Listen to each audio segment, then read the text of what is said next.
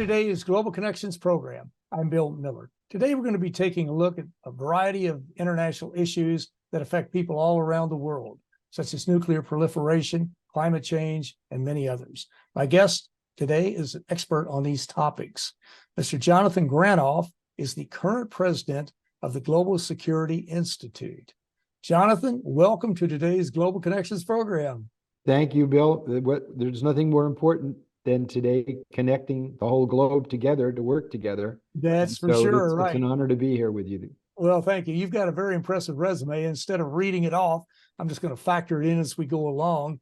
First off, let me just talk a minute or so, and we'll come back to it later. The Global Security Institute, just basically, what is that? What does it do? At the end of the Cold War, there was meetings called the State of the World Forum that Mikhail Gorbachev and Senator Alan Cranston convened to address how the world changed.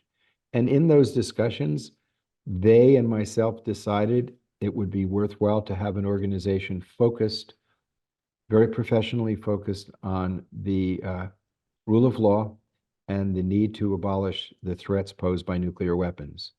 So the board of it includes people like Oscar Arias, who won the Nobel Prize for ending 4 civil wars in Central America, Dr. Jane Goodall, the primatologist, a UN messenger of peace, Rigoberto Menchu Tum, won a Nobel Prize from Guatemala, Frank von Hippel, who was the science and security advisor to the President of the United States, Ambassador Thomas Graham, who negotiated almost every arms control treaty of the 20th century. And we're very much focused on utilizing the rule of law rather than the rule of war. That's a very good approach to take in life. I wish everyone could do that. You mentioned Jane Goodall and Ambassador Graham, both whom have been on my program. And if our viewers would like, they can go to our globalconnectionstelevision.com to see interviews with them. Well, and also, speaking of information, our viewers can go to www.gsinstitute.org. So GSINSTITUTE.org to get information on the Global Security Institute. Well, as I mentioned, Jonathan, you've got so many awards. We can spend the whole 25 minutes talking about them, but let's talk about a couple of groups you're involved with and their involvement with the United Nations, and we can ease into some issues that are of importance to people all around the world. One group is the World Summits of Nobel Peace Laureates winners. What exactly is that group? What is your role? And what is their top issue as far as major issue to look at as far as a danger to the world or some issue that we have to wrestle with at this point? Well, again, this organization was really inspired by Mikhail Gorbachev. Mm-hmm. And since, I think, 2001, the people and organizations which have won the Nobel Peace Prize have gathered in a summit. The summits are at least 4 or 5 days long. So you have a process of deliberations on the issues of the day with the people who've won the Nobel Peace Prize, which is probably the most powerful secular moral voice that we have on the planet. Almost all of these people have faced death, threats, and overcome them with courage and qualities for justice, whether it's Rigoberto Menchu Tum standing up to the death squads in Central America and fighting for human rights, or Oscar Arias, who ended 4 civil wars in Central America, or Willem de Klerk and Nelson Mandela, who risked their lives to address getting rid of apartheid, or Lech Walesa, who stood up to communism. And most recently, you have Laima Gaboui in West Africa, or helped end a civil war there. Shirin Ebadi from Iran, who gathered together women lawyers to challenge the human rights violations, or Tawakkol Karman in Yemen. These are incredibly courageous people. And so we've had summits with them. And at the summits, the issues of the day, the sort of crisis du jour always is addressed, because the world always has a crisis. That's the nature of the world. But there are certain principles that they have. The abolition of nuclear weapons being one of them. One of the Nobel Prize winners that's so highly respected, of course, is Joseph Rotblat, who walked off the Manhattan Project, unlike Oppenheimer, when it was discovered that the Nazis couldn't build the bomb. International Physicians for the Prevention of Nuclear War, the ICAN movement that won it for the Treaty on the Prohibition of Nuclear Weapons. Others are really, I would say that it all flows from a human security perspective, that we need to put human beings first. We can't have secure states with insecure people. And the human security agenda really focuses on how people are affected by these global issues. The climate panel of the United Nations won the Nobel Prize, highlighting that probably the second greatest threat to human security and is our irresponsible relationship to the climate. So then you have people concerned with refugees. The Refugee Organization of the UN won a Nobel Prize. 65, 70 million people today are refugees. They don't have a home. It's terrible. The International Red Cross focusing on the laws of war. What are war crimes? Attacking civilian populations, for example. These are things that are daily threats to the whole human community. You see, it's a voice of hope. Cynics would say, well, there are war crimes being committed in Sudan, in the Congo, in Palestine, in Ukraine. What does all this mean? These things go on. Well, I say to them, the cynics, because people still commit murder, nobody suggests throwing out the prohibition against murder. We need to have better law enforcement to prohibit murder, better mental health to prevent people from losing their humanity and killing other human beings. But you don't throw out the principle and the rule and the law. And like that, there are international legal standards that are violated. And they usually relate to the fundamental principles we all understand that they're embodied in human rights. And the people who've won the Nobel Prize are people who have stood up to oppression, and for the most part succeeded. I see over my shoulder here is a vase that Kim Dae-jung gave me as a gift. He was the leader in South Korea that stood up to the military junta that crushed the creative and wealth-producing capacities of a free society. And in the 1980s, there was a student uprising. 300 or more students were killed by the military suppression of it. The country went on strike, and democracy took hold. Their sacrifice was their blood watered the flowers of liberty and the perfume of which we feel today in a robust economy and a robust, wonderful society in South Korea, because a handful of people stood up to the oppression. And he won a Nobel Prize for that.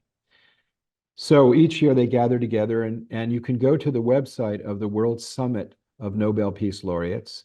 And I urge you to look at the statements that they collectively do. I'm a senior advisor to the group, and I'm usually part of the small group that collects the points of view and sort of synthesizes it into a collective statement. And they're very wise. And more importantly, they're very practical. Many of the Nobel Peace Laureates were the heads of countries. Lech Walesa, President Arias. There's a great leader today, José Ramos Horta of Timor-Leste, as the president of his country. So they merge. Willem de Klerk was the president of South Africa. They merge the practical with the moral, and that's powerful. It certainly is. Now, what do you do as a senior advisor? Are you a liaison to the United Nations? Yes, I'm the representative of the group to the United Nations. Oh, okay, very good. Yes, well, and of course, many of them have been involved. In fact, all of them have been involved with the United Nations for for decades and decades. Well, I for think sure. there's 10 or 11 organizations in the UN that have won the Nobel Prize. Yes. And so, and I'm hoping that we'll hear more from this group in the UN in the months to come. We'll Very good. keep your heads up. We will do that. Heads up on that one, right? Because we need to hear the voices of hope. We need to hear the voices of success in these values. And I intend in this dialogue to quote one of the great American leaders who won the Nobel Prize, not to disparage the President Jimmy Carter who won it, but another person well known in Atlanta, Martin Luther King. And I'm going to quote his Nobel acceptance speech before we end today. Okay. So We'll save heads up for that. We'll save time for that. Well, you're watching Global Connections Television, which is a privately funded, independently produced program. The opinions expressed on Global Connections are solely those of the moderator and his guest. We'd invite our viewers to go to our website at www.globalconnectionstelevision.com to view previous programs. Also, if you're involved with a PBS or community access television station, or perhaps an educational institution that has an intra-campus television hookup, or you have a podcast, or you just have a computer, you like our shows, and you would like to share them, please feel free to do so.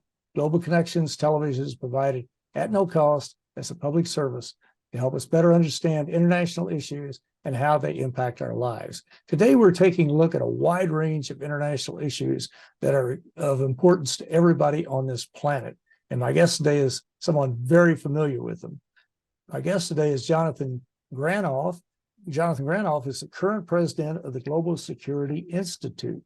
Well, Jonathan, we were talking a minute ago about the groups that you've been involved with. Another one is the Committee on the National Security of International Law of the American Bar Association. In fact, you got, as I recall, a Lifetime Achievement Award from this group for lifetime achievement. But what do you do as a senior advisor to this group? And what is the liaison to the United Nations? Well, I'm not the American Bar Association's liaison to the UN. That's somebody else. But oh, okay. The international law section of the American Bar Association deals with international law. And so there is a group dealing with security issues in that context. And we look at security issues through the lens of law.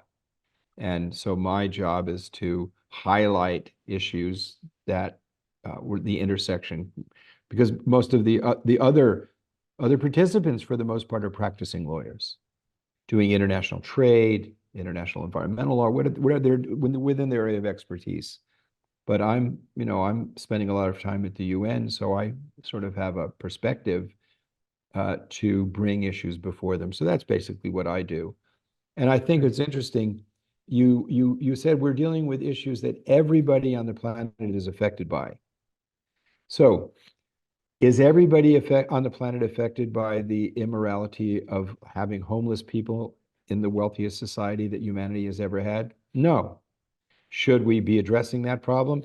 Absolutely. Is everybody on the planet affected by the chaos and the border between Mexico and the United States? No. Is it important? Yes. Is everybody affected by the fact that we're melting the polar ice cap and putting the very health of the oceans at risk, the pH of the oceans, by having all of this fresh water come into it? Yes, because 60% of our oxygen comes from the phytoplankton of the oceans. And if we don't know where there's a tipping point in changing the very makeup of the oceans, that could affect every single person very quickly if we impair our third lung. Rainforests, similarly, a large part of the rest of the oxygen that we need to live, it comes from rainforests. And rainforests are inadequately being protected. And everyone on the planet is affected by that. Pandemics don't carry passports. Viruses don't care what gender you are, what race you are, what country you're from. And pandemics can affect everybody on the planet, like nuclear weapons. So there's a set of existential threats to our human endeavor that transcend national boundaries, that can't be addressed successfully at a national level. They require global cooperation. That's As important as it is to end the wars that are going on, our war with nature is a war in which we know who the winner will be if we keep doing it, and it will not be the human community. Mother Nature says to us, you can have plan A, you can have plan B, but you don't have planet B. So the issues that should be bringing us together are still threatening us. And the issues that cause us adversity have to be overcome in order for us to have a sustainable future as a species. Those issues, I think, fall into the rubric of human security, that every human being, what are the issues that every human being is affected by? And they're integrated. I mean, as we impair the climate, we're causing greater disruptions for the poor and the poorest sectors of our global community, which is a significant number of people. It's almost 1 billion people who are living in just insufferably difficult conditions. So climate affects people. And then, of course, when people are desperate, there's no social stability, and governance becomes impaired, because to keep stability, the governments will oppress people. And that only exacerbates the problem. So we're sort of at a inflection point, a unique inflection point in human history, in which the admonition of the wise to see the human family as one has now, to some extent, become a practical necessity, because you can't solve these issues at the level of the nation state. They require global cooperation. That's why the United Nations is imperfect, just as all of us are imperfect. We can't, but it's the only place where everybody can get together. Exactly. You've got it right there. And that's the advantage the UN has. It's the epicenter of the world. Some people call it the parliament of the world, the town hall of the world, whatever. But every issue that you identified today, and thousands more, are being confronted by the UN and UN agencies every day. And it's in our best interest to learn more about these issues, to support the United Nations, not be just a fawning sycophant for the UN, but to criticize it whenever it needs to be, but also to really get involved in confronting these issues, and to do it quickly, because we're losing hope. And that's one of the problems today, as I see it. There's so many issues, and a lot of people have lost hope. And a lot of it has to do with a lot of the misinformation that's put out by various media outlets, just nonsensical stuff that has no scientific bearing on it whatsoever. But the UN is trying to pull the countries of the world together, and there is no other alternative. As you mentioned, where do you go? The United States can't defeat climate change. The UK certainly can't do it. Another group can't deal with all the refugees, the 70, 80 million refugees around the world, but there's no other place to go. But one area that the UN has been involved in, I know you've been very involved in it, has been the issue of nuclear proliferation. That is an issue, I think, personally, I think climate change is first and nuclear proliferation is second, as I look at it. But how dangerous is that issue, or how prevalent is that issue right now? And has it gotten sort of short shrift with all of the activities going on with the Russians invading Ukraine, the Hamas-Israeli war, that type of thing? But where are we as far as nuclear proliferation? Well, as far as proliferation is concerned, I would say that the modernization of the arsenals is a kind of proliferation. And all the 9 countries with the weapons are either expanding their arsenals or modernizing them and making them thus more usable. We're hearing threats from one of the 2 countries that has over 90% of the weapons, which is the United States and Russia. The United States and Russia refuse to adopt a no first use policy, so they're threatening them on a daily basis. The weapons are on alert status. There have been many computer errors over the years, and it's been sheer good luck that we haven't blown ourselves up. We're in a more dangerous situation than we've ever been, because there's a bankruptcy of trust. And without trust, there's no verification, there's no cooperation. We recently had a president of the United States that just started basically mocking international law, which is the rubric, the structure that's needed to build trust. It's not enough. It's not sufficient, but it's necessary. We need a framework. And the United States pulling out of the INF Treaty, the Anti-Ballistic Missile Treaty, the Open Skies Treaty, and having leadership that even mocks domestic law in the United States. 60 court cases said that the election was legitimate, undermines that fabric. And then, of course, the president of Russia, basically claiming that his neighbor doesn't have sovereignty, is very destructive of the fabric needed to stop the proliferation of the weapons. Remember, Ukraine gave up its nuclear arsenal based on a pledge that the United States and Russia would respect its boundaries and not violate its sovereignty. And we're seeing it being violated. So what's the message that sends other countries? What's the message that Libya sends? Libya gave up their weapons of mass destruction, and they got invaded by NATO and had regime change. Iraq gave up its weapons of mass destruction, not voluntarily, but they got rid of them and they got invaded. So right now we are in a period in which the institutions so necessary for our security need to be supported. And to say, well, they're weak, it doesn't mean we walk away from them. It means that we have to heal them. And there are a lot of people, a lot of foreign policy observers and domestic observers who believe that with so much of this misinformation, disinformation, lies come out so often, that we're really laying the groundwork for World War III. That's exactly what we're talking about, with the same variables to some degree that existed prior to World War I.